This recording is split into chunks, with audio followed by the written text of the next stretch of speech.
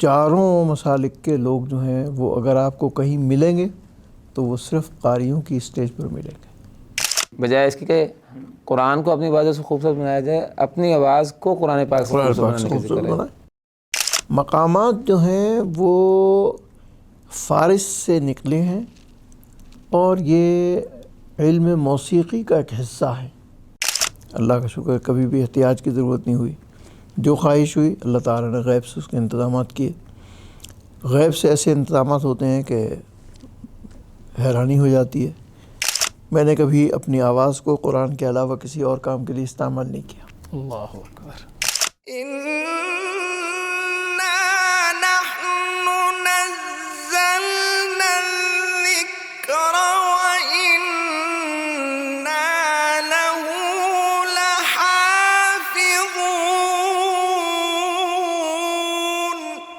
السلام علیکم ورحمۃ اللہ وبرکاتہ۔ محدث میڈیا کے پلیٹ فارم سے میں ہوں آپ کا میزبان حافظ سعد الرحمن اور آپ دیکھ رہے ہیں پروگرام بزم قرآن۔ ناظرین محترم، ہمارے ساتھ موجود ہیں جناب ڈاکٹر قاری احمد میاں تھانوی حفظہ اللہ تعالی۔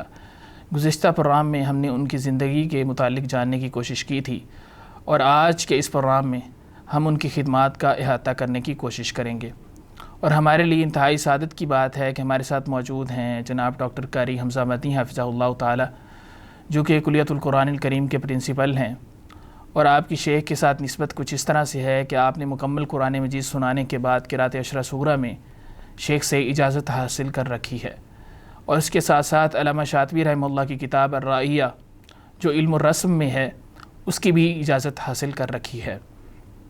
شیخ محترم، ہم ایک دفعہ پھر آپ کا شکریہ ادا کرتے ہیں۔ ماشاءاللہ حضرات کی شیخ محترم، آپ نے ماشاءاللہ اپنی جو زندگی ہے وہ قرآن مجید کی خدمت کے لیے وقف کر رکھی ہے، پھر وہ چاہے کوئی بھی میدان ہو، تصنیف کا میدان ہو، تدریس کا ہو، محافل کا انعقاد ہو، مقابلہ جات کی تیاری ہو، ہر اعتبار سے آپ نے ماشاءاللہ بھرپور جو ہے وہ اپنے خدمات پیش کی ہیں۔ آپ کس کام کو سب سے زیادہ اہم جانتے ہیں اور کیوں؟ دراصل علم قرآت کی تعلیم اور تعلم سب سے اہم ہے، تدریس سب سے اہم ہے۔ کوئی بھی شخص جب اس میدان میں اترے تو اس کے لیے بنیادی چیز جو ہے وہ درسگاہ ہے۔ اگر وہ درسگاہ میں اپنا وقت دیتا ہے اور درسگاہ کو پورا وقت عطا کرتا ہے تو اس کا علم جو ہے وہ علم نافع ہوگا، اور محافل اور مسابقات اور دنیا بھر کی جو سرگرمیاں ہیں قرآن پاک سے متعلق وہ علم نافع کے درجے میں نہیں آئیں گی۔ علم نافع تو وہ ہے جو درسگاہ سے طلباء کو حاصل ہوتا ہے۔ تو میں نے اس بات کی کوشش کی ہے کہ زیادہ تر وقت جو ہے وہ تدریس میں لگایا جائے، اس کے ساتھ پھر کوشش یہ کی ہے کہ اس فن کو پاکستان کے اندر باقاعدہ طور پر متعارف کرایا جائے، کیونکہ فن قرآت پاکستان میں متعارف نہیں تھا۔ تو اس کو متعارف کرانے کے لیے میں نے ایک تحریک شروع کی محافل قرآت کی، کہ جس سے لوگوں کے اندر شعور بیدار ہو قرآن پاک کے سننے کا، قرآن پاک کے پڑھنے کا۔ اسی طرح سے پھر بچوں میں مسابقے کا ایک شعور بیدار کیا جائے، قرآن پاک میں ایک تنافس اور تسابق پیدا کیا جائے۔ تو اس کی وجہ سے الحمدللہ تعلیمی اور تدریسی کام کے ساتھ ساتھ یہ دوسرے کام بھی الحمدللہ پاکستان میں اجاگر ہوئے۔ محافل قرآت کے سلسلے میں نے جو کوششیں کیں اس کا آغاز اس طرح سے ہوا کہ کراچی میں جامعہ بنوریہ میں تھا، مفتی نعیم صاحب میرے دوست ہیں، تو ان سے بات ہوئی تو ہم نے یہ طے کیا کہ ہمیں ملکی قراء کے ساتھ کچھ غیر ملکی قراء کو بٹھانا چاہیے، جمع کرنا چاہیے۔ اس سے ہمارے قراء میں بھی ایک تسابق پیدا ہوگا، اور غیر ملکی قراء جو آئیں گے تو ان سے بھی ایک الحمدللہ یہ کہ پاکستان میں ایک فضا قائم ہوگی قرآن پاک کے پڑھنے اور سننے کی۔ کیونکہ مجھے بچپن میں یاد ہے کہ ہم جب چھوٹے تھے تو پاکستان میں 1966 میں قاری عبدالباسط صاحب، قاری خلیل حسری صاحب یہ حضرات تشریف لائے تھے۔ تو ہم نے دیکھا تھا کہ 2 محفلیں ہوئی تھیں، ایک بادشاہی مسجد میں ہوئی تھی، ایک جامعہ شفیہ میں ہوئی تھی۔ ان دونوں محافل کی وجہ سے پورے پاکستان میں قرآن پاک کی ایک لہر دوڑ گئی تھی، اور لوگوں میں پڑھنے کا اور سننے کا ایک ذوق بیدار ہو گیا تھا۔ تو مجھے وہ یاد تھا دور، تو میں نے کہا کہ اس دور کو دوبارہ زندہ کرنا چاہیے. تو اس کے لیے پھر ہم نے کوشش کی، اور مفتی نعیم صاحب نے بھی اس میں ہمارے ساتھ تعاون کیا، اور ہم سب نے مل کر یہ پاکستان میں محافل کا اہتمام کیا. کراچی میں بھی، لاہور میں بھی، اسلام آباد میں بھی، پشاور میں بھی، ملتان میں بھی، مختلف جگہوں پر یہ پروگرام منعقد کیے تاکہ لوگوں میں قرآن پاک سننے کا ایک ذوق بیدار ہو. قرآن پاک سننا بھی، جیسے قرآن پاک پڑھنا ایک باعث شرف ہے، ایسے اس کو سننا بھی تو شرف ہے. خود نبی اکرم صلی اللہ علیہ وسلم نے اپنے صحابہ سے قرآن پاک سنا ہے. جہاں صحابہ نے رسول اللہ صلی اللہ علیہ وسلم سنا، وہاں صحابہ سے رسول اللہ صلی اللہ علیہ وسلم نے بھی سنا ہے. عبداللہ ابن مسعود رضی اللہ تعالیٰ عنہ سے، ابی ابن کعب رضی اللہ تعالیٰ عنہ سے، اور دوسرے صحابہ سے ثابت ہے کہ آپ صلی اللہ علیہ وسلم نے ان کی تلاوت سنی ہے. تو اس لیے ہم اس سنت کو زندہ کرنے کے لیے ہم نے چاہا کہ پاکستان کے اندر بھی لوگوں میں، اور پھر بعض لوگوں کو یہ خیال ہے کہ جی پاکستان میں آپ غیر ملکی قراء کو کیوں لا رہے ہیں. بات یہ ہے کہ جب ایک تنافس ہوگا، ایک تقابل ہوگا، تو لوگوں کو اندازہ ہوگا اور اس میں اچھے سے اچھا پڑھنے والا سامنے آئے گا. ہمارے بچوں نے بہت کچھ سیکھا ہے. آج ہمارے یہاں پاکستان میں الحمدللہ بہت معیاری تلاوتیں ہو رہی ہیں، اور اس کا سبب یہ محافل ہیں کہ ان محافل سے بچوں میں ایک ذوق بیدار ہوا، اچھا قرآن پاک پڑھنے کا شوق ہوا، اور وہ الحمدللہ اب کامیاب ہیں. تو اس طرح سے میں نے یہ ایک تحریک شروع کی تھی. صحیح. جیسا کہ آپ نے ذکر کیا کہ اصل جو مقصد ہے وہ علم قرات کی تعلیم ہے، تو اس حوالے سے پاکستان کے جو اس وقت حالات ہیں، کہاں پہ یہ کھڑا ہے علم قرات، اور کن مراحل کی مزید ضرورت ہے؟ پاکستان میں قاری صرف خوش الحان قاری کو کہتے تھے. علم قرات کا تعارف پاکستان میں بہت کم لوگوں کو ہے. ضرورت اس بات کی تھی کہ علم قرات متعارف کرایا جائے، اور قرآن کے جو دیگر علوم ہیں جو قرات سے متعلق ہیں ان کو بھی اجاگر کیا جائے. اور وہ ظاہر ہے کہ ایک نظام کے تحت، ایک منہج کے تحت جاری ہوں گے. چنانچہ ہمارے یہاں الحمدللہ مدارس موجود تھے، مدارس میں قراءات کی تعلیم ہو رہی تھی، لیکن اس کو عوامی شہرت حاصل نہیں ہوئی تھی. تو عوامی شہرت جو ہے وہ محافل کی وجہ سے حاصل ہوئی، اور اس میں جو غیر ملکی قراء نے تلاوت کی، مختلف قراءتوں میں تلاوت کی، تو لوگوں کو اندازہ ہوا کہ قرآن پاک کا یہ اس طرح سے پڑھنا، قراءات سے پڑھنا، لہجات سے پڑھنا، یہ بہت ہی اہم اور ضرورت ہے وقت کی. چنانچہ الحمدللہ اب پاکستان میں ایسے ادارے قائم ہو گئے ہیں کہ جہاں باقاعدہ قرآن پاک کی قراءات کی باقاعدہ تعلیم ہوتی ہے. لاہور میں بھی الحمدللہ جیسے دارالعلوم اسلامیہ تو قدیم 1948 سے قائم ہے، کلیت القرآن کریم یہاں پر قائم ہوا جامعہ رحمانیہ کے سرپرستی میں الحمدللہ، اور اسی طرح سے تجوید القرآن کے نام سے مدارس قائم ہوئے.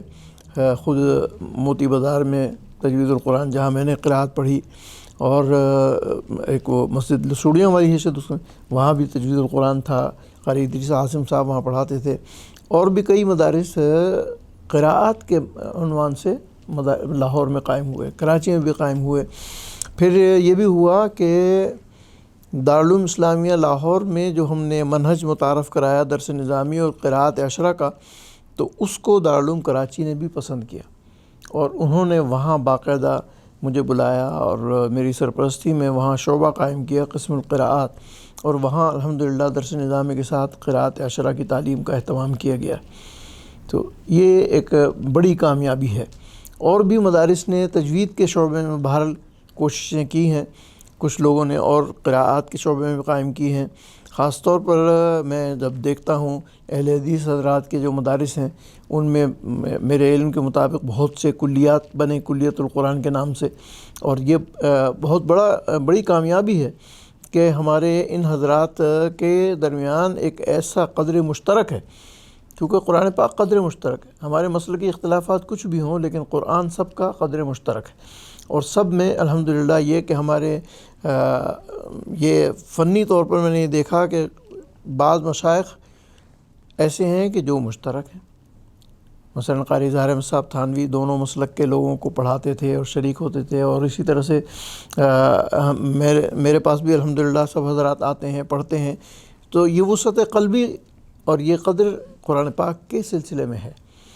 دوسرے منہج پر آپ دیکھیں تو اس میں لوگوں کو وسعت قلبی نہیں ہے، لیکن قرآن پاک ایک ایسا قدر مشترک ہے کہ جس کو اب میں نے خود مدینہ منورہ میں جا کر پڑھا، تو وہاں مسلک کے اختلاف کے باوجود ان حضرات سے میں نے جو استفادہ کیا اور علم سیکھا، وہ یقیناً میری زندگی کا ایک بہت قیمتی متاع ہے، جو میں سمجھتا ہوں کہ اگر میں وہاں نہ جاتا تو شاید وہ چیز حاصل نہ ہوتی۔ الحمدللہ وہاں جا کر میں نے حاصل کیا، تو یہ یعنی ایک ایسی بنیاد پڑ گئی ہے، اور الحمدللہ اس سے مدارس میں تھوڑی سی وسعت پیدا ہوگی، وسعت، اور قرآن پاک کے خاص طور پر قرآن پاک ایک ایسی قدر مشترک ہے جس میں کسی قسم کا یعنی کوئی ایسی بات ہو نہیں سکتی کہ جس میں ایک دوسرے سے کوئی عصبیت پیدا ہو۔ تو یہ عصبیت کو ختم کرنے کا بہترین راستہ ہے قرآن پاک کی تلاوت کا، قرآن پاک کی محافل کا، قرآن پاک کے مسابقات کا۔ ابھی ہم نے مسابقہ کرایا تھا وفاق المدارس کے تحت، 3500 بچوں نے شرکت کی بلا کسی امتیاز کے۔ قرآن پاک کی تلاوت کرنے والے کا کچھ نہیں معلوم ہوتا کہ یہ کون ہے، کہاں سے آیا ہے، کس نسل کا ہے، کس خاندان کا ہے، کس قبیلے کا۔ قرآن کی تلاوت کرنے والا قاری ہے۔ صحیح۔ شیخ محترم، ابھی بھی عوام کی طرف سے ایک رد عمل آتا ہے جب ان کے سامنے قرأت کو پیش کیا جاتا ہے، تو اس کو کیسے دور کیا جا سکتا ہے؟ اصل میں یہ ایک مسلمہ بات ہے کہ جس چیز کا علم نہ ہو لوگ اس کے مخالف ہوتے ہیں۔ ہمارے یہاں پاکستان میں چونکہ اس فن کا فروغ نہیں ہوا، اس فن کی اشاعت نہیں ہوئی، تو لوگ اس کے مخالف ہیں۔ تو لوگوں کو علم پہنچانا چاہیے۔ میں نے یہ محافل کا سلسلہ اسی لیے شروع کیا تھا کہ جب بڑے بڑے قراء پاکستان میں آ کر تلاوت کریں گے اور مختلف قراءتوں میں پڑھیں گے تو لوگوں کو معلوم ہوگا کہ ہاں یہ قراءت متواتر ہیں اور یہ جاری و ساری ہیں۔ ہمارے یہاں پاکستان میں چونکہ روایت حفظ عرف عام ہے، اس کے علاوہ کسی روایت میں ہمارے یہاں تلاوت کرنے کا رواج نہیں تھا، لیکن ہم جب تاریخ دیکھتے ہیں تو بعض بڑے مدارس میں یہ سلسلہ پہلے بھی موجود تھا۔ مثلاً خیر المدارس ملتان میں باقاعدہ وہاں پر یعنی فرض نمازوں میں مختلف قراءتوں میں تلاوت ہوتی رہی ہے۔ دارالعلوم کراچی میں بھی فرض نماز میں قراءت ہوئی ہے۔ اسی طرح سے اور بھی کچھ مدارس ایسے ہیں کہ جہاں فرض نمازوں میں قراءت کا اہتمام کیا گیا۔ شبینوں میں قرآن جو ہے وہ ختم کرتے رہے ہیں مختلف قراءات میں۔ ہاں جی، پانی پتی حضرات کا اس میں بڑا کردار ہے، انہوں نے شبینوں میں مختلف روایات میں بہت رواج دیا اس کو۔ تو الحمدللہ پاکستان میں فن قراءت کا اہتمام تھا، لیکن عوام میں اس کو اس لیے قبولیت حاصل نہیں ہوئی کہ عوام تک پہنچانے کا ذریعہ نہیں تھا۔ محافل قراءت سے عوام تک پہنچنے کا ذریعہ ہو گیا، ایک راستہ مل گیا کہ محفل قراءت کے نام پر جب محفل ہوتی ہے اس میں لوگ شریک ہوتے ہیں۔ حسن قراءت میں خود بخود ایک کشش ہے، وہ کشش جو ہے لوگوں کو متاثر کرتی ہے۔ اب ایک بہت عمدہ آواز میں ایک آدمی تلاوت کرنے والا ہے، جب وہ کسی دوسری روایت میں تلاوت کرے گا تو اس کی روایت سے لوگ متاثر ہوں گے۔ تو یہ ایک بہت اہم ذریعہ ہے۔ جیسے آج کل میڈیا ایک بڑا ذریعہ ہے، تو اس میڈیا کے ذریعے سے قرآن پاک کی اشاعت کو بھی اہمیت حاصل ہونی چاہیے۔ چنانچہ دنیا میں اب یہ بات بہت شائع ہو رہی ہے اور دیکھ رہے ہیں لوگ کہ مختلف قراءات میں قرآن پاک نشر ہو رہے ہیں۔ مکہ مکرمہ سے جو قرآن پاک نشر ہوتا ہے، مدینہ منورہ سے جو قرآن پاک نشر ہوتا ہے، مسلسل 24 گھنٹے تلاوت چلتی ہے، اور اس تلاوت میں مختلف قراءات چلتی ہیں۔ ورش کی روایت بھی چلتی ہے، ابن کثیر کی روایت میں بھی چلتا ہے، خلف میں بھی پڑھتے ہیں۔ دنیا میں جس طرح سے ہمارے ہاں روایت حفظ عام ہے، دنیا کے ممالک میں بعض ممالک میں روایت ورش عام ہے۔ وہاں کے لوگ روایت ورش کے علاوہ کچھ نہیں جانتے۔ مثلا مراکش میں جاتا ہوں، مراکش میں 10 سال سے جا رہا ہوں، ہر مسجد میں جہاں نماز ہوگی جو کوئی تلاوت کرے گا وہ روایت ورش میں تلاوت کرے گا۔ ان کے روایت حفظ ایسے ہے جیسے ہمارے لیے روایت ورش ہے۔ اسی طرح سے لیبیا میں ہے، وہ لوگ روایت قالون میں تلاوت کرتے ہیں۔ اسی طرح سے تیونس میں وہ بھی روایت قالون میں روایت کرتے ہیں۔ اسی طرح سے سوڈان میں وہ روایت دوری ابی عمر پڑھتے ہیں۔ تو مختلف دنیا کے مختلف مقامات میں مختلف روایات، مختلف قراءات جاری و ساری ہیں۔ الحمدللہ پاکستان میں بھی اب آہستہ آہستہ یہ اس طرح سے فروغ پا رہا ہے انشاءاللہ۔ شیخ محترم، محافل کا چونکہ ذکر ہو رہا ہے تو ایک چیز جو انتہائی اہم ہے اور اس کا تعلق بھی محافل میں تلاوت کرنے والے قراء کے ساتھ ہے، جو مقامات ہیں، اس کے متعلق آپ کا کیا خیال ہے؟ دیکھیے، ایک ہیں لحون عرب، ایک ہیں مقامات۔ مقامات جو ہیں وہ فارس سے نکلے ہیں اور یہ علم موسیقی کا ایک حصہ ہے۔ اسی لیے جب آپ ان کے نام دیکھیں گے، ان کے اصل دیکھیں گے تو آپ کو معلوم ہوگا کہ یہ فارس سے چلے ہیں۔ اور لحون عرب جو ہیں ان کے بارے میں حدیث میں بھی آتا ہے اقرأوا القرآن بلحون العرب۔ تو لحون عرب اور چیز ہے اور مقامات اور چیز ہے۔ مقامات جو ہے یہ فن موسیقی سے متعلق ہے۔ قرآن پاک کے پڑھنے میں اسلوب اور لہجہ اور انداز مشائخ کا اختیار کرنا اور عربی لہجہ اختیار کرنا اور حجازی لہجہ اختیار کرنا یہ پسندیدہ ہے، محبوب ہے، لیکن ان کو موسیقی کے تابع کرنا میں سمجھتا ہوں کہ یہ قرآن پاک کے ساتھ زیادتی ہے۔ قرآن پاک جو ہے اس کا موسیقی سے کوئی تعلق نہیں۔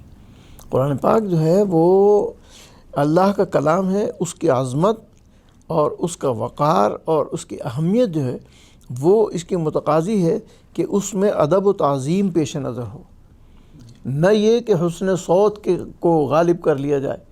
حسن صوت غالب نہیں ہے۔ حسن صوت اس کو اس لیے بتایا گیا کہ زین القرآن باصواتکم، حسن القرآن باصواتکم، اپنی آوازوں سے اس کو خوبصورت بناؤ لیکن اس کے تابع نہ ہو جاؤ۔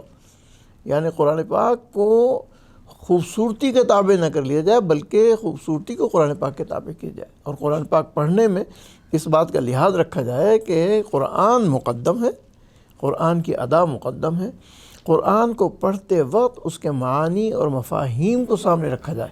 بلکہ بعض روایات میں اپنی آوازوں کو قرآن سے خوبصورت بنانے کا ذکر ہے، بجائے اس کے قرآن کو اپنی آوازوں سے خوبصورت بنایا جائے، اپنی آواز کو قرآن پاک سے خوبصورت بنانے کا ذکر ہے۔ یعنی مطلب ہے کہ قرآن بالا ہے اور آوازیں جہتاب ہیں، آوازیں مقدم۔ اس میں اکثر لوگ یہ جو اعتراض پیش کرتے ہیں کہ کوئی بھی قاری اگر قرآن کی تلاوت کرتا ہے تو وہ جانے انجانے میں کسی نہ کسی مقام پر پڑھتا ہے، تو اس کا آپ کیا جواب دینا چاہیں گے؟ بات یہ ہے کہ یہ جو مقامات ہیں موسیقی کے، یہ تو ظاہر انسانی فطرت سے ہی بنائے گئے ہیں نا، تو انسانی فطرت سے وضع کیے گئے ہیں۔ تو کوئی بھی آدمی جب تلاوت کرے گا تو کسی نہ کسی لہجے میں کرے گا، تو وہ لہجہ کہیں نہ کہیں جا کے اس مقام موسیقی کے مطابق ہو جائے گا۔ تو میں یہی عرض کر رہا ہوں کہ قرآن پاک کو اس کا تابع نہ کیا جائے، وہ قرآن پاک کے تابع ہو۔ آپ قرآن پاک کو پڑھیں، مثال کے طور پر ہمارے یہاں جو ہم عربی لہجوں میں پڑھتے ہیں تو اس عربی لہجوں میں ہم اپنے مشائخ کے انداز کو پیش نظر رکھیں، نہ کہ اہل موسیقی کے انداز کو پیش نظر رکھیں۔ اہل موسیقی نے جو وضع کیے ہیں اور سر تال انہوں نے بنائے ہیں تو وہ موسیقی کے اشعار کی بنیاد پر ہیں، کلام کی بنیاد پر ہیں، کلام الہی کی بنیاد پر نہیں ہیں۔ کلام الہی کی بنیاد جو ہے وہ روحانی ہے، اور قرآن پاک کی تلاوت جو ہے اس میں روحانیت پائی جانی چاہیے، اس میں شہوانیت نہیں پائی جانی چاہیے۔ موسیقی جو ہے وہ تو شہوانی غذا ہے، موسیقی کی جو ہے وہ تو شہوانی غذا ہے، اور قرآن کی تعلیم جو ہے وہ روحانی غذا ہے، تو روحانی غذا مقدم ہونی چاہیے۔ شیخ محترم، یہ مقامات کے ساتھ ساتھ ایک ہمارے جو کبار اساتذہ مشائخ ہیں ان میں ایک بات چلتی آتی ہے لہجات کی، جیسے قاری اظہار صاحب رحمۃ اللہ علیہ جو ہیں انہوں نے حضرت قاری عبد المالک صاحب سے لہجات سیکھے، اور اسی طرح جو ہے یہ قاری حسن شاہ صاحب رحمۃ اللہ علیہ وہ بھی لہجات میں پڑھتے تھے۔ یہ لہجات اور مقامات میں کیا فرق ہے؟ لہجات لحون عرب سے متعلق ہیں، یعنی مشائخ کا جو اسلوب ہے، مشائخ کا اسلوب ہے۔ مثال کے طور پر میں آپ کو چھوٹی سی مثال دیتا ہوں۔ دنیا میں آج سے 60-70 سال پہلے جو مشائخ تلاوت کرتے تھے، جب ہم بعد کے لوگوں کی تلاوت سنتے ہیں، مثلا میں نے ایک تلاوت سنی قاری عبد المالک صاحب رحمۃ اللہ علیہ کی، وہی آیات میں نے سنی شیخ صدیق منشاوی کے والد سے۔ صدیق منشاوی کے والد نے سورہ حدید کی آیات تلاوت کی ہیں، تو میں حیران رہ گیا کہ بالکل وہی لہجہ ہے جو قاری عبد المالک صاحب پڑھ رہے ہیں۔ صدیق منشاوی کے والد کا دور جو ہے وہ خمسینات سے پہلے کا دور ہے، 1944-45 کے دور ہے، اور قاری عبدالمالک صاحب کا دور جو ہے یہ 50-55 کا دور ہے. تو برس ہا برس کے بعد بھی وہ لہجہ جو ہے وہ مشائخ چونکہ وہ استاد کی نقل کرتے تھے. ہمارے ہاں قرآن پاک میں یہ ہے فَإِذَا قَرَأْنَاهُ فَاتَّبِعْ قُرْآنَ، اتباع استاد کا، کہ جیسا استاد نے پڑھا ہے ویسا ہی اتباع کر کے پڑھو. تو ہمارے یہاں قراءت میں اتباع قراءت کہ جیسے شیخ نے پڑھا ہے ویسے ہی ہم پڑھیں گے. اسی کو ہم تلقی عن افواہ المشائخ کہتے ہیں کہ شیخ کے منہ سے جو لہجہ سن لیا وہی سنائیں گے. حتیٰ کہ جو قراءات کے اختلافات ہیں وہ سب کے سب سماع پر مبنی ہیں، جس طرح سے سنا ہے اسی طرح سے نقل کرنا ہے. حضرت ابو عمر یعنی ہاں اس میں سبحان الذی اسریٰ بعبدہ اس میں آیت ہے ومن کان فی ہذہ اعمی فہو فی الآخرۃ اعمی. تو ابو عمر بصری کے شاگردوں نے پوچھا کہ شیخ آپ پہلے اعمیٰ میں امالہ کرتے ہیں اور دوسرے میں امالہ نہیں کرتے، جبکہ دونوں کا تلفظ ایک ہی ہے، دونوں کا رسم ایک ہی ہے، دونوں کے معنی ایک ہی ہیں. تو آپ ومن کان فی ہذہ اعمی فہو فی الآخرۃ اعمی، تو یہ کیا وجہ ہے؟ تو انہوں نے کہا ھکذا سمعت، میں نے شیخ سے ایسے ہی سنا ہے. تو یہ یعنی لہجے کا نقل کرنا، قراءت کا نقل کرنا، تلفظ کا نقل کرنا، ادا کا نقل کرنا، ہر چیز میں اس کو تلقی عن افواہ المشائخ کے مطابق جیسے شیخ نے پڑھا ہے ویسے ہی نقل کرنا. تو اب یہ کہ لامحالہ وہ ایک کیفیت ہوگی، اور کیفیت جو ہے وہ لہجہ، تو وہ لہجہ جو ہے وہ کسی نہ کسی مقام کے تابع ہو سکتا ہے، کسی نہ کسی مقام کے قریب ہو سکتا ہے اس مقام سے.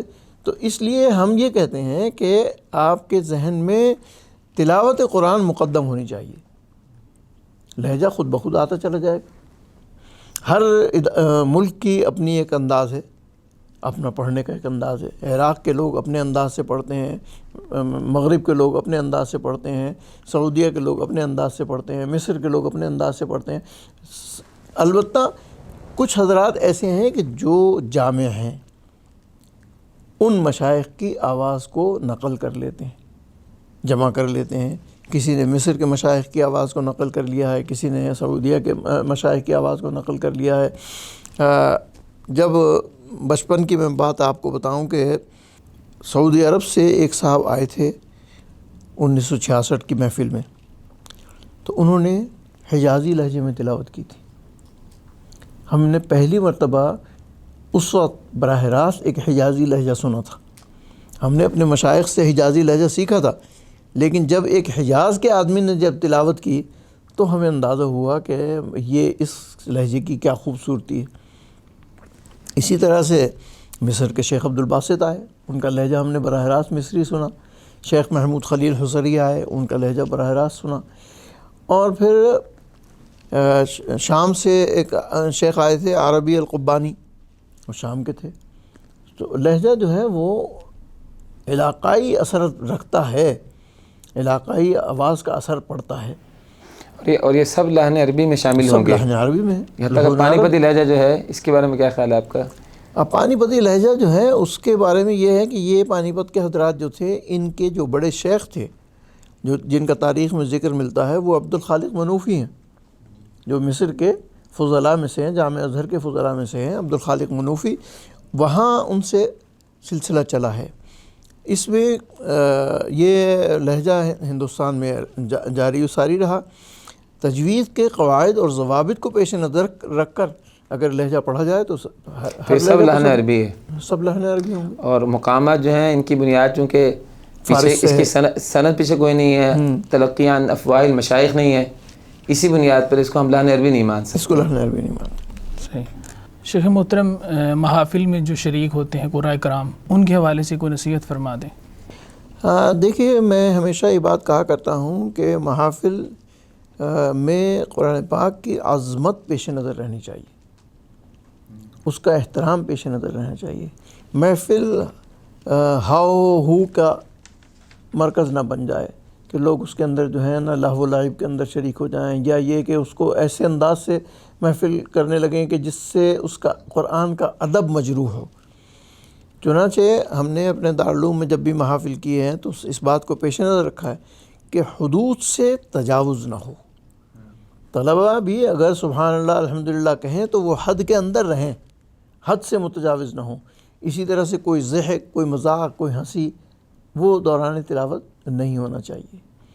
حد یعنی ادب، عظمت قرآن پاک کی پیش نظر رہنی چاہیے کہ سب سے عظیم چیز جو ہے وہ قرآن پاک ہے. آپ بین الاقوامی جو مسابقہ جات ہیں ان میں بطور منصف شریک ہوتے رہتے ہیں، یقیناً یہ ایک پہلو ہے. دوسرا پہلو یہ ہے کہ ان کے معیارات کی جو تیاری ہے اس کا خیال کیسے آیا آپ کو؟ سب سے پہلے میں جامعہ ازہر کے مسابقے میں شریک ہوا تو جامعہ ازہر نے مجھے دعوت دی، میں گیا وہاں پہ. الحمدللہ مشائخ کے ساتھ بیٹھنے کا اتفاق ہوا، ان سے سیکھنے کا اتفاق ہوا. اور چونکہ اس سے پہلے میں نے مدینہ یونیورسٹی میں اساتذہ سے بہت کچھ سیکھا تھا، تو وہاں بھی ان لوگوں نے بھی یہ محسوس کیا کہ میں نے جن مشائخ سے سیکھا ہے وہ بھی ان کے اساتذہ ہیں، تو گویا ایک قدر مشترک ہو گئی ہمارے اور ان کے درمیان. پھر مختلف جب مسابقات میں جانا ہوا تو ہم نے اس سلسلے میں اصول اور ضوابط بنانے کا فیصلہ کیا، معاییر قائم کیے. چنانچہ باقاعدہ مختلف اداروں نے مشاورت سے معاییر تیار کیے. جائزہ دبئی، جائزہ کویت، ان کے لیے ایک معاییر بنائے گئے. پھر ابھی حال ہی میں جو یہ اس میں سعودی عرب میں ایک بڑا مسابقہ ہوا ہے، یعنی عبر الکلام، ہاں عطر الکلام کا جو مسابقہ ہوا، تو اس کے لیے بھی ہم نے معاییر بنائے اور اس کے لیے بہت اصول اور ضوابط بنائے. اور بنیادی طور پر ہم نے یہ پیش نظر رکھا کہ تجوید کے جتنے پہلو ہیں سب پر نظر ڈالی جائے، کوئی پہلو جو ہے وہ مخفی نہ ہو. اسی طرح سے یعنی نص قرآنی کی حفاظت کی جائے کہ نص قرآنی کی کسی خطا کو معاف نہ کیا جائے. تو چنانچہ ہم نے باقاعدہ سلامت النص ایک باب رکھا کہ سلامت النص کا مطلب یہ ہے کہ تلاوت میں نص قطعی جو ہے اس کو محفوظ رکھا جائے گا، اس کے زبر زیر پیش، اس کے حرکات میں کوئی غلطی جو ہے وہ قابل معافی نہیں ہوگی. کوئی بھی وہ شخص جو سلامت النص میں غلطی کرتا ہے وہ اوپر درجے میں نہیں آ سکتا. اس کے لیے اسی لیے ہم نے نمبر کاٹے، بعض جگہ 5 نمبر کاٹے ہیں، بعض جگہ 10 نمبر کاٹے، تو سلامت النص کی حفاظت کی. اور اسی طرح سے پھر یہ کہ مقامات بھی اس میں ہے ایک سلسلہ، لہجات عرب کو انہوں نے مقدم رکھا ہے، اور تجوید کے اصول اور ضوابط کو سب سے اہمیت دی گئی. باقاعدہ اس کے مختلف کیٹیگری بنائی گئی. حتیٰ کہ بعض مسابقات میں تو جج الگ الگ ہوتے ہیں. مثلا ایران میں جو جج ہیں ان کی مختلف قسمیں، کچھ جج ہیں جو صرف علم الوقف کو پیش نظر رکھیں گے، صحیح، کہ طالب علم کی وقف و ابتدا کیا ہے وہ اس کے نمبر لگائیں گے. کچھ لوگ ہیں جو فن تجوید کو پیش نظر رکھیں گے، جو فن تجوید کے نمبر لگائیں گے. کچھ لوگ ہیں جو لہجات اور لحون عرب کو پیش نظر رکھیں گے، اس کو نمبر لگائیں گے. اسی طرح سے دوسرے ممالک میں بھی یہ سلسلہ ہے، کویت میں بھی، اور اس میں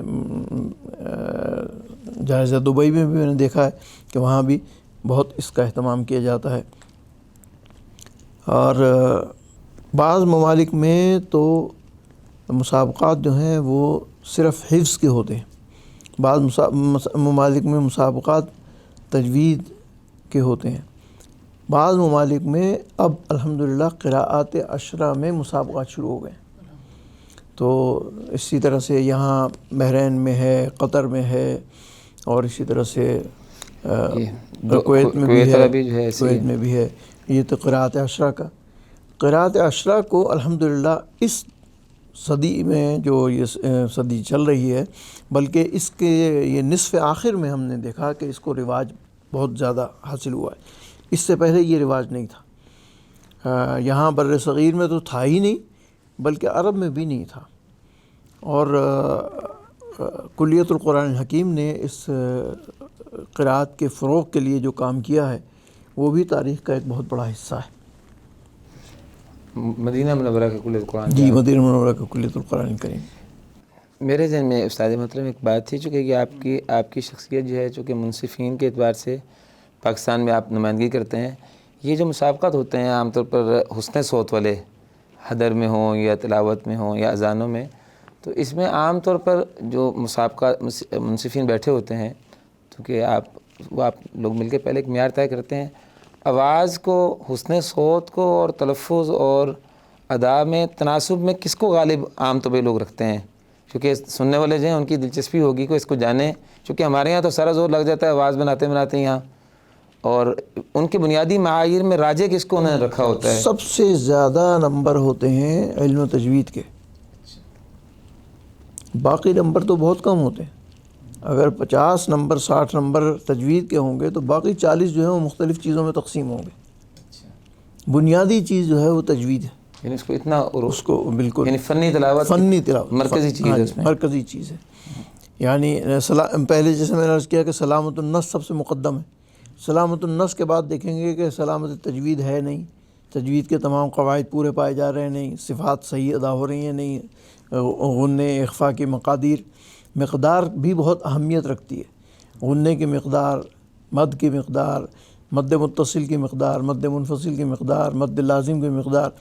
ہمارے ہاں لوگوں کو یہ احساس نہیں ہوتا، مد لازم جو ہے وہ 6 حرکات کے برابر ہونا چاہیے، تو ہمارے یہاں اس کا رواج نہیں ہے۔ ہمارے یہاں مد متصل اور مد لازم کی مقدار برابر کر لیتے ہیں، تو حالانکہ مد لازم جو ہے وہ تو 6 حرکات کے برابر ہے، اور مد متصل جو ہے وہ روایت حفص میں تو 4 اور 5 حرکات ہے، اور روایت ورش میں 6 حرکات ہے۔ تو اس سے بڑا فرق پڑتا ہے کہ اگر مد ناقص ہے تو ہم اس کے نمبر کاٹیں گے، اگر غنہ ناقص ہے۔ پھر ایک یہ بڑا مسئلہ ہوتا ہے کہ عام طور پر جب 3-4 غنّے اکٹھے آ جائیں گے تو اس میں آدمی کبھی کبھی جو ہے نا وہ بیچ کا غنہ جو ہے اس کی مقدار کم کر دیتے ہیں، تو وہ مقدار جب کم ہوگی تو جج جو ہے وہ تو تول رہا ہے اپنے پیمانے پر، جیسے ہی وہ مقدار کم ہوئی اس نے نمبر کاٹ دیے۔ اور اس کے پیمانے میں مرکزی چیز ہے ہی تجوید اور فنی تلاوت، اور ہمارے ہاں اس کی طرف توجہ نہیں ہے، خاص طور پر جو پاکستان سے لوگ جا رہے ہیں وہ حسن صوت ہی کو بہت سمجھ رہے ہیں، وہ سمجھتے ہیں کہ حسن صوت ہی بہت معیار ہے، حالانکہ حسن صوت جو ہے وہ اس کا ثانوی حیثیت ہے، عالمی معیارات میں یہ بنیادی چیز ہے۔ ٹھیک ہے، مسابقہ جات کو عمومی طور پر کیسے دیکھتے ہیں، ان کے فوائد کیا ہیں؟ دیکھیے یہ تو قدرتی بات ہے کہ فاستبقوا الخیرات، نیک کاموں میں ایک دوسرے سے سبقت لے جانے کی، اور سارعوا الی مغفرۃ من ربکم، ایک دوسرے کی طرف آگے بڑھنا۔ یہ مسابقات جو ہیں یہ ہمیشہ سے ان کا اثر رہا ہے، اور ہر دور میں آپ یہ دیکھیے کہ امتحانات، سارے نظام تعلیم میں امتحانات کو اہمیت حاصل ہے۔ امتحانات بھی تو مسابقہ ہے نا، کہ ایک ہی قسم کا سوال نامہ ہے، اس میں سے کون اچھا جواب دیتا ہے، کون اچھا جواب نہیں دیتا، تو اسی طرح سے مسابقات قرآن ہیں۔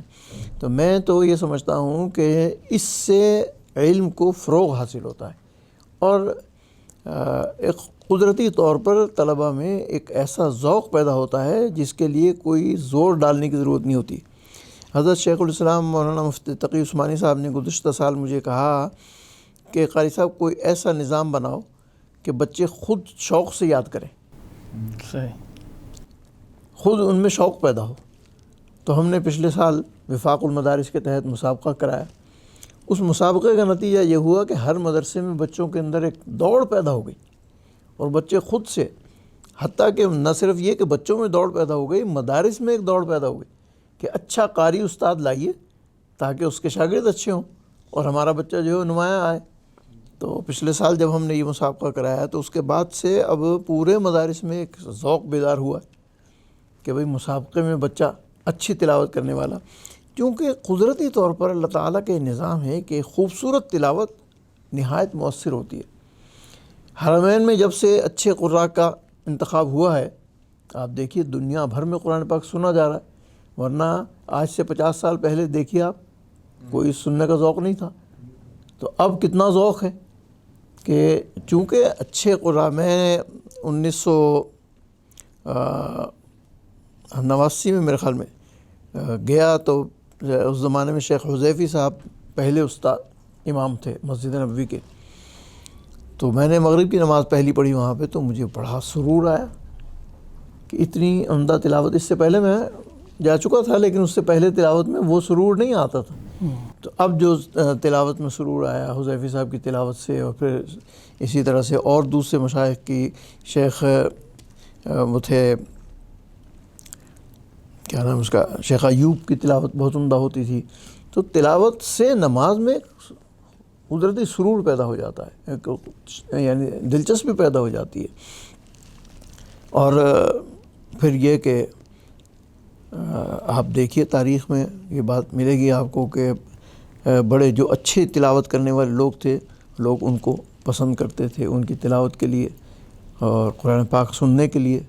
خود نبی اکرم صلی اللہ علیہ وسلم نے جو سنا، حضرت عبداللہ ابن مسعود رضی اللہ تعالیٰ عنہ کے بارے میں آتا ہے کہ ان سے آپ نے فرمائش کی کہ بھئی تم مجھے سناؤ. عبداللہ ابن مسعود نے سنایا اور 40 آیتیں ایک نشست میں انہوں نے سنائیں. تو خوبصورت، کیونکہ عبداللہ ابن مسعود کے بارے میں کہا جاتا ہے کہ وہ ترتیل سے پڑھنے والوں میں بہت عمدہ پڑھتے تھے، تجوید کے ساتھ پورے قواعد و ضوابط کے ساتھ پڑھتے تھے. اور اسی طرح سے ابی بن کعب، اقرؤکم ابی بن کعب کے بارے میں فرمایا کہ ابی بن کعب تمہارے سب سے بڑے قاری ہیں. اسی طرح سے ابو موسیٰ اشعری ہیں اور بھی بہت سے صحابہ ہیں کہ جن کی تلاوت کو آپ صلی اللہ علیہ وسلم نے پسند فرمایا. اور آپ صلی اللہ علیہ وسلم کی تلاوت تو پسند تھی کہ بہت عمدہ تلاوت کرتے تھے. تو یہی وجہ ہے کہ آج 1400 سال کے بعد بھی قرآن پاک کے تلفظ میں کوئی فرق نہیں آیا. دنیا کی زبانیں بدل کر کہیں سے کہیں پہنچ گئیں، لیکن قرآن پاک کی ادا اور اس کا تلفظ جو 1400 سال پہلے تھا وہی آج بھی ہے، اور پوری دنیا میں بھی ایک ہے، اور پوری دنیا میں ایک مراکش شرح کے پاکستان میں ایک ہی ادا ہے. صحیح. شیخ محترم، جو طلباء پاکستان سے مختلف مقابلہ جات میں شریک ہوتے ہیں ان کو کس قسم کی جو ہے وہ تیاری کرنی چاہیے اور کن کن چیزوں کا خیال رکھنا چاہیے؟ سب سے اہم تو مسابقے کی نوعیت ہے، کس نوعیت کے مسابقے میں شریک ہو رہے ہیں. اگر حفظ کے مسابقے میں شریک ہو رہے ہیں تو اہم ترجیح جو ہے وہ حفظ کی ہے. پھر اس کے بعد اس کے ادا پر ہے محنت کرنے کی ہے کہ ادائیگی عمدہ ہو، حرفوں کی ادائیگی بالکل سلیم ہو، بہت واضح حرفوں کی ادائیگی ہونی چاہیے. پھر اسی طرح سے میں نے جیسے عرض کیا کہ مقادیر کو خیال رکھا جائے، غننے کی مقدار، اخفا کی مقدار، اسی طرح سے مد کی مقدار، سب چیزیں جو ہیں وہ پیش نظر رکھ کر ان کو سکھایا جائے. لہجے مختلف مشائخ کے پسندیدہ ہیں. بہت مشکل لہجہ جو ہے وہ شیخ خلیل حصری کا ہے، لیکن وہ بہت معیاری ہے، وہ بہت اعلیٰ ترین معیار ہے. وہ ان کے بعد صدیق المنشاوی کا معیار ہے، وہ بھی بہت عمدہ ہے. پھر ان کے بعد موجودہ دور کے کچھ لوگ ہیں، شیخ حذیفی صاحب ہیں، شیخ مشاری الافاسی ہیں کویت کے، اور اسی طرح سے مختلف لوگوں کے، جو شیخ ایوب کی تلاوت کو لوگ بہت پسند کرتے ہیں.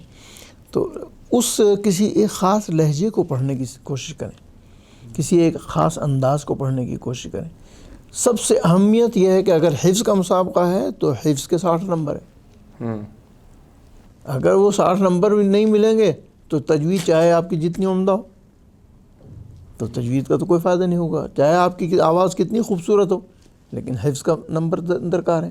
اور اگر تجوید کا مسابقہ ہے تو اس میں تجوید کے نمبر زیادہ ہیں، تو اس کو بھی پھر پیش نظر رکھنا ہوگا. یہ مسابقے کی نوعیت پر مبنی ہے. اور حسن تلاوت کا مسابقہ ہو تب بھی تجوید فائق ہے. آپ نے پہلے فرمایا کہ ہاں یہ تجوید حسن تلاوت کا مسابقہ ہو اس میں تجوید کا نمبر 60 ہی ہے. اکثر دیکھا ہے جو بیرون ممالک مسابقہ جات ہوتے ہیں ان میں چھوٹے چھوٹے بچے انتہائی پختہ ادا کے ساتھ اور روانی کے ساتھ قرآن کی تلاوت کرتے ہیں. یہ پختہ ادا اور روانی چھوٹی عمر میں یہ کیسے ممکن ہے؟ قدرتی طور پر اللہ تعالیٰ نے یہ خوبی رکھی ہے کہ جو بچپن میں لہجہ سیکھ جاتے ہیں بچے، وہ ان کے خون میں اور رگوں میں شامل ہو جاتا ہے، تو ان سے پھر غلطی کے امکان کم ہوتا ہے. جن کا استاد اچھا ہو اور ان کو وہ حفظ میں ان کی تجوید پختہ کرا دے، تو وہ تجوید پختہ کرانے کے بعد اس کی طبیعت میں بن جائے گا، طبیعت ثانیہ بن جائے گی. مثلا مجھے ایک لطیفہ یاد آ گیا کہ کبھی کبھی میں نماز پڑھاتا تھا کلیت القرآن میں، ظہر کی نماز پڑھا دیتا تھا، مسجد میں پڑھا دیتا تھا. تو مجھ سے ایک مصری استاد نے پوچھا کہ تم 3-4 پاکستانی نماز پڑھاتے ہو تو تم جب سمیع اللہ لمن حمیدہ کہتے ہو تو تمہاری ادائیگی جو ہے نا سمیع اللہ لمن حمیدہ ہے، جبکہ دوسرے لوگ جو ہیں سمیع اللہ لمن حمیدہ کہتے ہیں. تو یہ فرق کیوں ہے؟ تو میں نے کہا کہ یہ فرق اس لیے ہے کہ بعض لوگوں نے تجوید بعد میں پڑھی ہے تو وہ ان کی گھٹی میں نہیں داخل ہوئی، اور میں نے تجوید پہلے پڑھی ہے، حفظ بعد میں کیا. یعنی شیخ سے جو میں نے پڑھا ہے تو وہ تجوید سے ہی حفظ کیا ہے. تو جب تجوید سے حفظ کرائیں گے تو وہ حصہ بن جائے گا ادائیگی کا.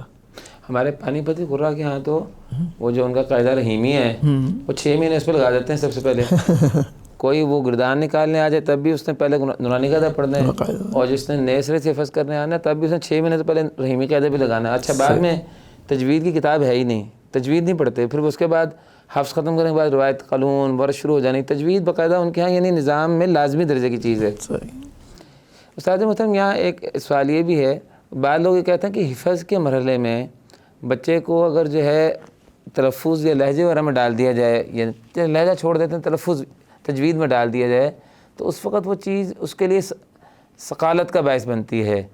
تو اس موقع پر کس درجے میں تلفظ اور تجوید کا التزام کروانا چاہیے، یا حفظ کو غالب رکھ کے اگلے مرحلے میں سوچا جائے کہ تجوید تو بعد میں ایک مرحلے میں آئے گی؟ اس میں بنیادی رجحان صحیح کیا ہے؟ دیکھیے جیسے خوش خطی اگر الف با تا سا سے شروع کریں گے تو بہترین رہے گی، اور اگر اوپر سے جا کے شروع کریں گے تو خوش خطی جو ہے وہ اس میں. ایسے ہی قرآن پاک کی تلاوت میں اگر الف با جیم سے تجوید صحیح ہوگی تو وہ حصہ بن جائے گی ادائیگی کا. اس لیے بچپن سے ہی اس کو تجوید کے ساتھ پڑھانا چاہیے، اور بچپن سے ہی اس کے پڑھنے میں اہتمام کرنا چاہیے کہ وہ ٹھہر کر پڑھے، ترتیل سے پڑھے، تجوید سے پڑھے. بعد میں پھر اس کے لیے اس کے اوپر اپنے آپ کو ڈھالنا یہ ایک بہت بڑا امتحان ہوتا ہے کہ شروع میں وہ منزل رواں پڑھنے لگے اور بہت تیز پڑھنے لگے، بعد میں اس سے کہا جائے کہ پھر ٹھہر کے پڑھو تو یہ بہت مشکل ہوتا ہے. اور جن کو بچپن سے ٹھہر کر پڑھنے کی عادت ہوتی ہے ان کے لیے کوئی مشکل نہیں ہے. صحیح. آپ کا رجحان ہے کہ حفظ کے مدارس میں پہلے تجوید کا اہتمام جو ہے وہ شروع سے ہونا چاہیے. شیخ محترم جیسا کہ پچھلے پروگرام میں آپ نے ذکر کیا کہ آپ کے پاس مختلف اجازات موجود ہیں، تو عرب ممالک میں اجازات کا بہت زیادہ رجحان ہے لیکن پاکستان میں نہیں ہے، اس کی کیا وجہ ہے؟ اصل میں پاکستان میں یہ سلسلہ اجازات کا جو ہے وہ چونکہ عام طور پر اس کو رواج نہیں حاصل ہوا ہے تو یہ ضروری بنیادی چیزیں. پہلے دور میں تو لوگ پورا قرآن پاک سنا کر اجازت لیتے تھے، پھر مشائخ نے سہولت کے پیش نظر اور بعض یعنی یہ بھی سہولت اختیار کی، کچھ حصہ سن لیا اور اس پر اجازت دے دی. تو پاکستان میں اس کا رجحان ذرا کم ہے. عربوں میں یہ رواج اب گزشتہ 3-4 سالوں سے زیادہ عروج پکڑ رہا ہے. اس کی وجہ یہ ہے کہ مسجد نبوی میں تدریس کے لیے بنیادی شرط قرار دی گئی کہ وہ شخص جس کے پاس اجازت ہوگا اس کو ہم پڑھانے کی اجازت دیں گے. تو حق بھی یہی ہے کہ جس کے پاس سند اجازت نہیں ہے اس کو پڑھانے کا حق نہیں ہے، ٹھیک ہے نا؟ کیونکہ قرآن پاک جو ہے وہ تلقی نفاہ المشائخ سے حاصل کر کے باقاعدہ اس کی اجازت سے اس کو پڑھنے پڑھانے کا سلسلہ ہونا چاہیے. قدیم سلسلہ تو یہی ہے. باقاعدہ اب یہ بعض یعنی اداروں کے اندر جو تعلیم ہوتی ہے اجتماعی، اس میں اجازت کا سلسلہ ذرا مشکل ہوتا ہے.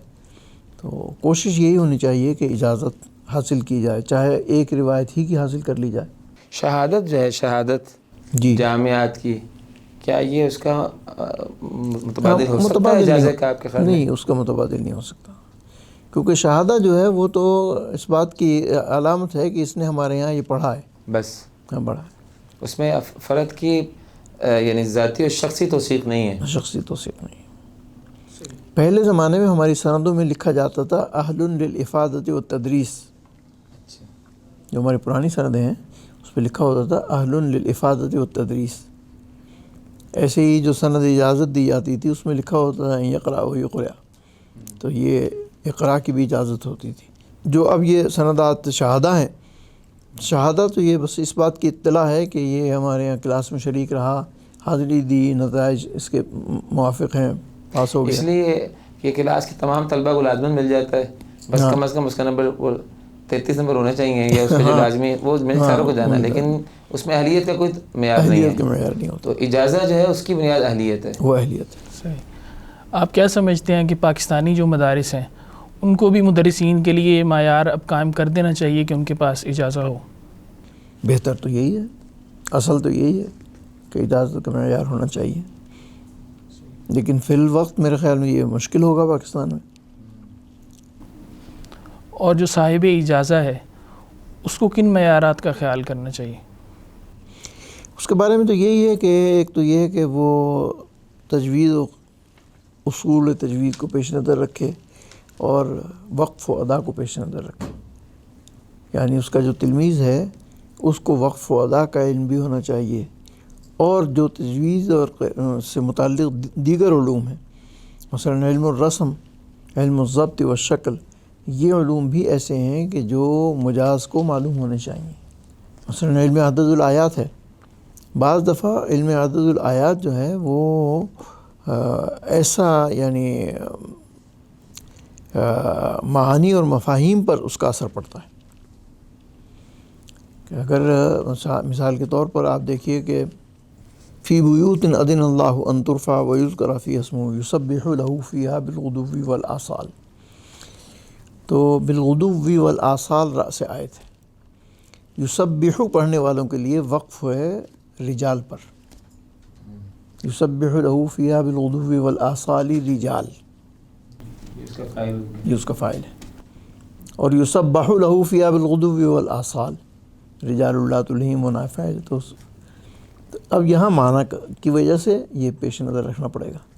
تو یہ چیز جو ہے یہ علم الوقف، اسی لیے علم الوقف کی ایک آدھ کتاب تجوید کے نظام میں ضرور ہونی چاہیے۔ تفہیم الوقوف بڑی اچھی کتاب قاری اسماعیل صاحب کی ہے، وہ بہت آسان ہے، اردو میں ہے، اور اسی طرح سے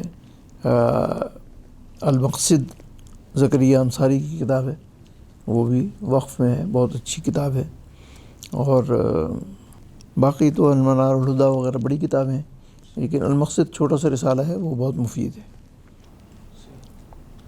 اسی مناسبت سے ایک چھوٹا سا سوال میرے ذہن میں آ رہا ہے، آپ نے بات فرمائی ہے، یہ تلاوتوں میں ابھی آیات کی بات آئی تھی، آیات پر آپ کے خیال میں یہ جو وقف فصل کا مسئلہ ہے کہ آیت پر وقف کرنا سنت ہے اور اس پر رک جانا بہتر ہے، تو یہ جو تلاوتوں میں حسن صوت کی بنیاد پر اور خوبصورتی پیدا کرنے کے لیے بعض آیات کا آیات سے ملا لینا، یہ کیا وقف سنت ہے، یا وقف سنت کا کوئی تصور وہ ہے بھی کہ نہیں کہ ہر آیت پر رکنا ہے؟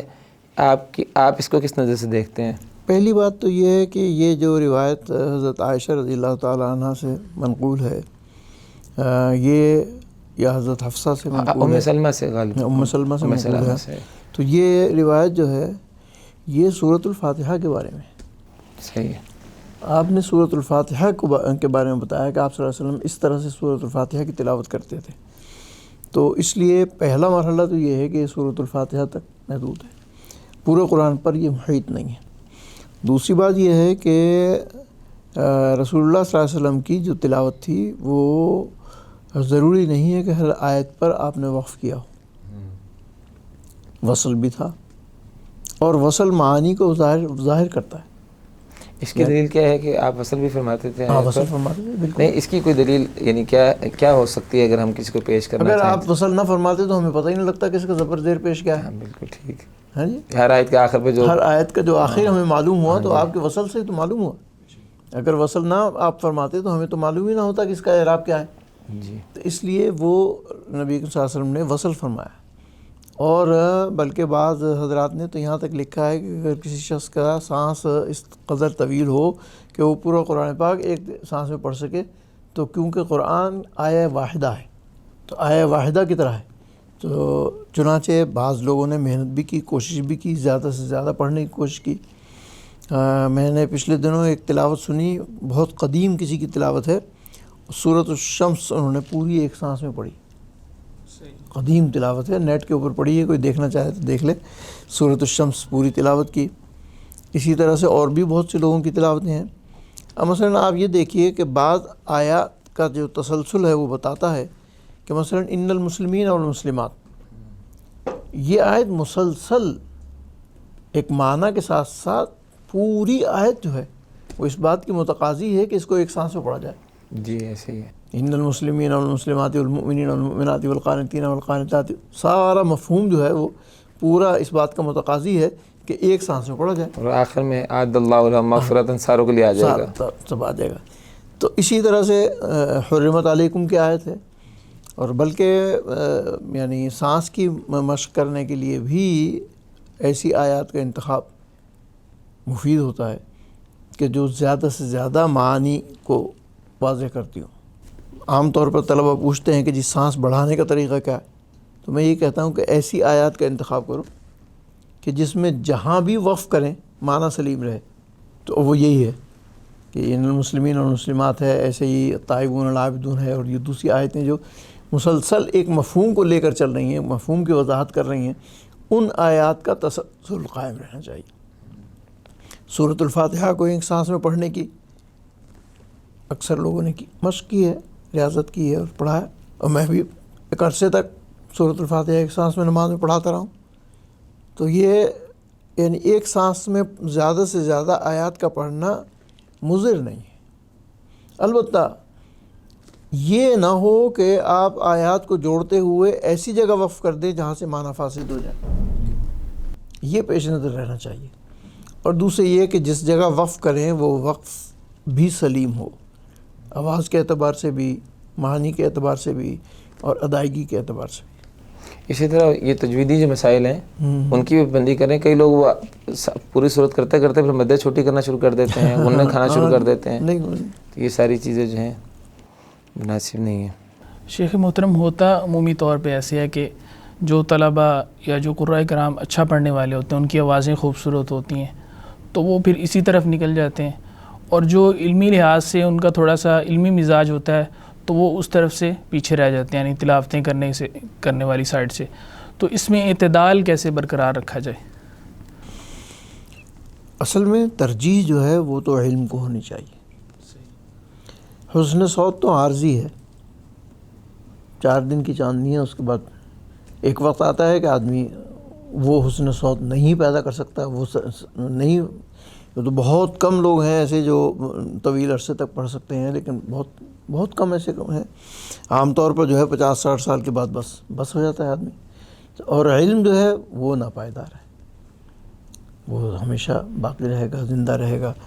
تو جو حضرات، میں اکثر کہا کرتا ہوں کہ جو حضرات خوش الہانی کی طرف بہت راغب ہوتے ہیں ان کو اس خوش الہانی کے ساتھ ساتھ اپنے علم کو اور اپنے فن کو زندہ رکھنا چاہیے، اور اپنے لیے لازمی طور پر تدریس کا میدان اختیار کرنا چاہیے.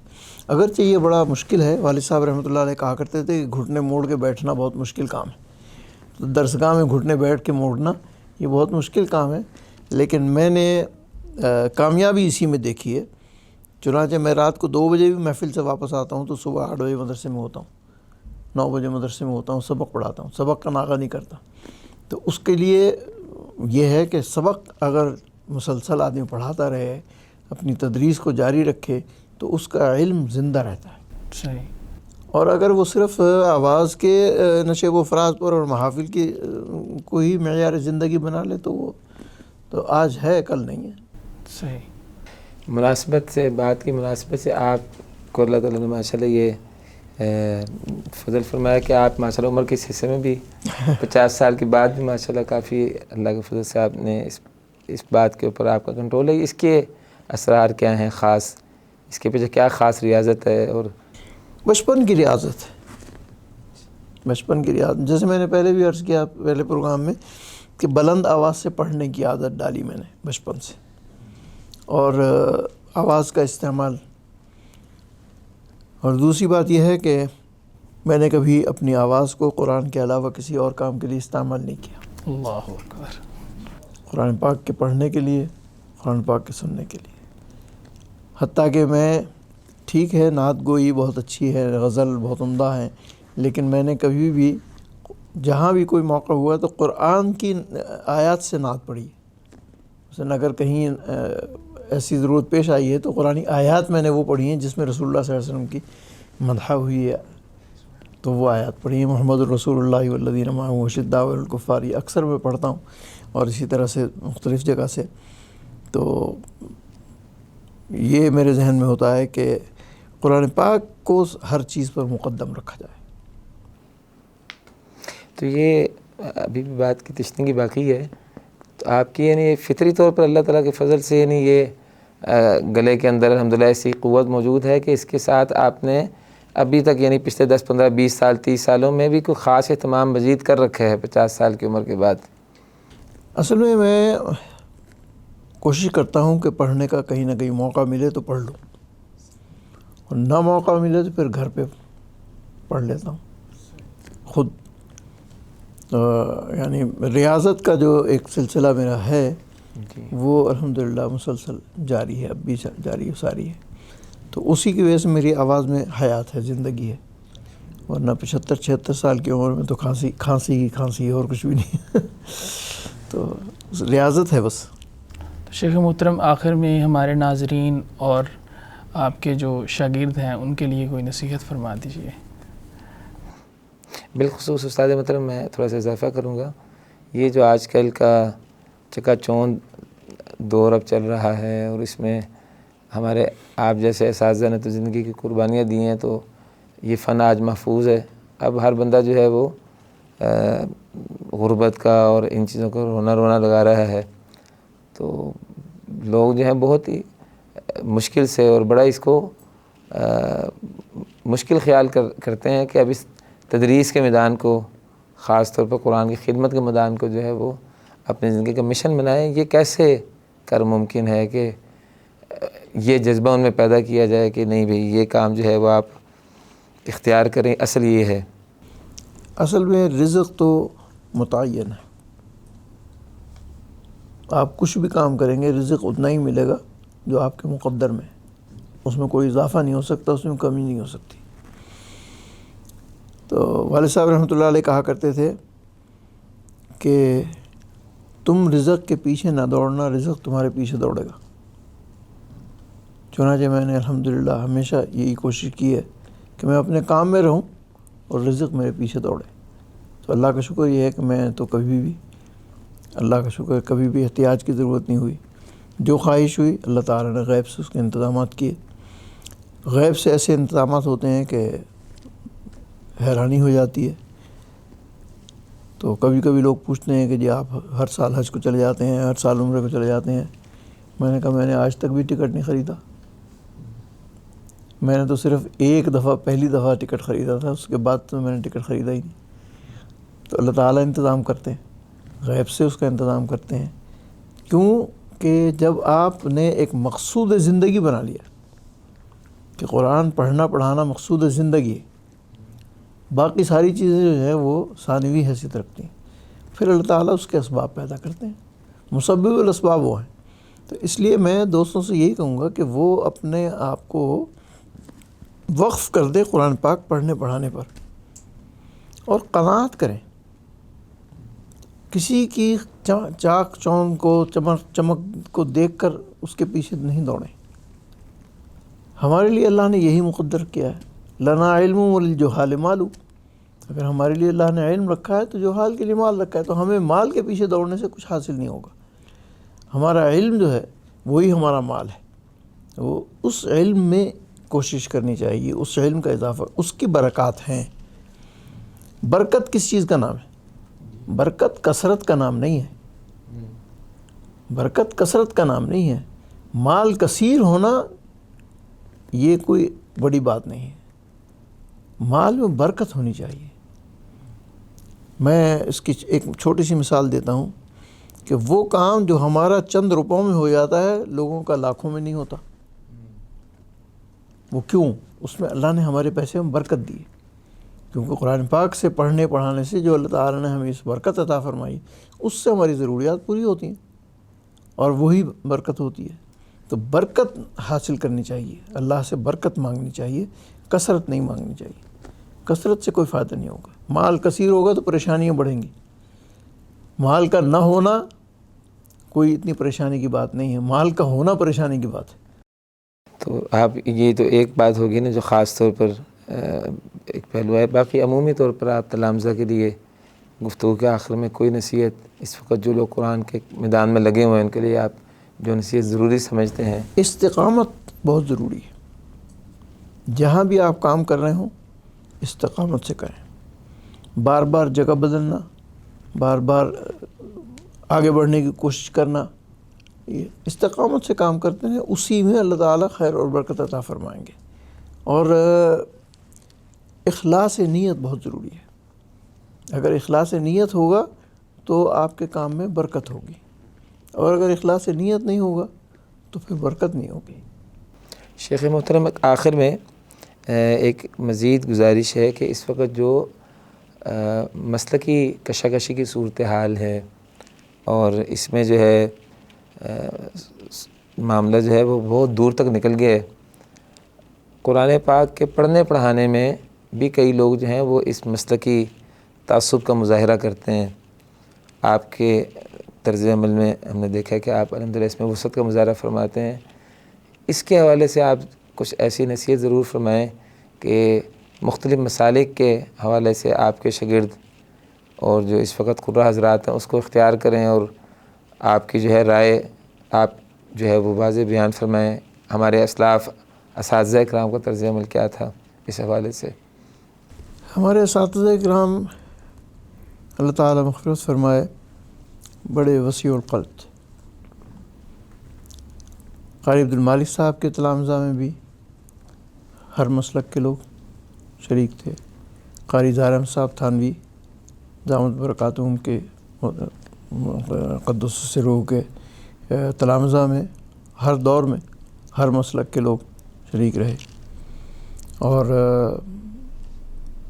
بلکہ بعض مرتبہ تو یعنی ایسے تلامذہ بھی آ جاتے ہیں کہ جن کا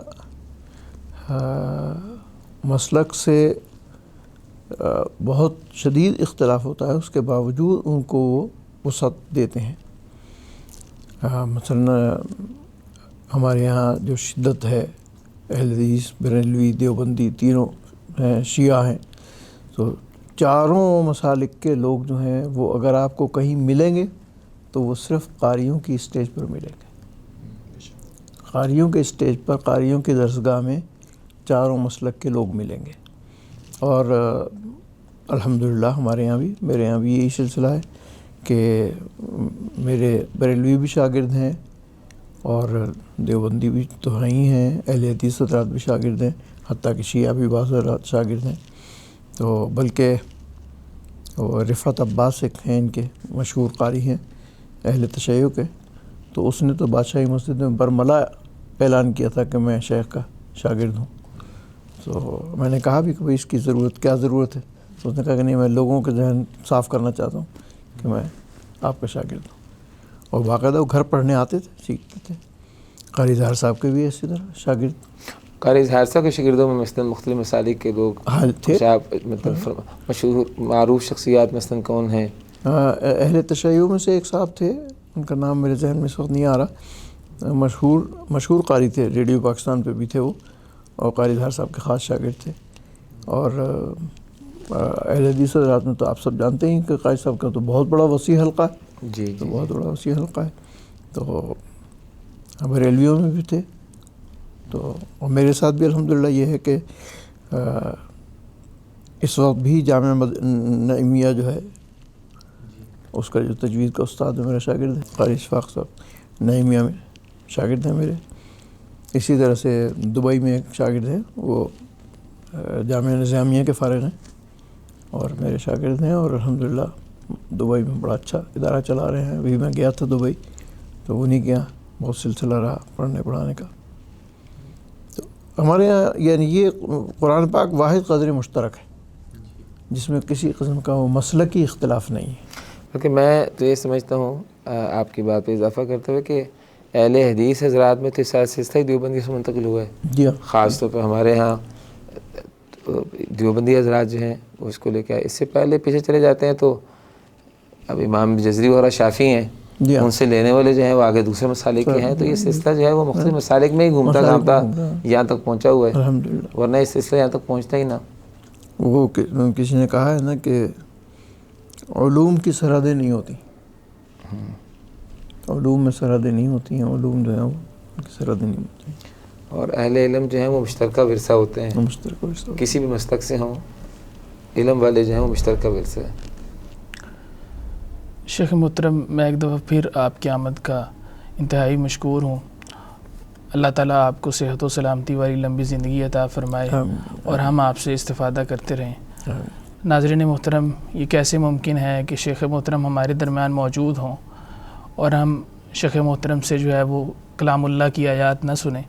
میں انتہائی ادب سے شیخ محترم سے گزارش کروں گا کہ آپ آیات بینات سے ہمارے سینوں کو منور فرمائیے, اور اسی کے ساتھ مجھے پروگرام بزم قرآن سے اجازت دیجیے. السلام علیکم ورحمۃ اللہ وبرکاتہ. اعوذ باللہ من الشیطان الرجیم. بسم اللہ الرحمن الرحیم. اقم الصلاة لدلوک الشمس إلى غسق الليل وقرآن الفجر إن قرآن الفجر كان مشهودا. أقم الصلاة لدلوك الشمس إلى غسق الليل وقرآن الفجر إن قرآن الفجر كان مشهودا. ومن الليل فتهجد به نافلة لك عسى أن يبعثك ربك مقاما محمودا. وقل رب أدخلني مدخل صدق وأخرجني مخرج صدق واجعل لي من لدنك سلطانا نصيرا.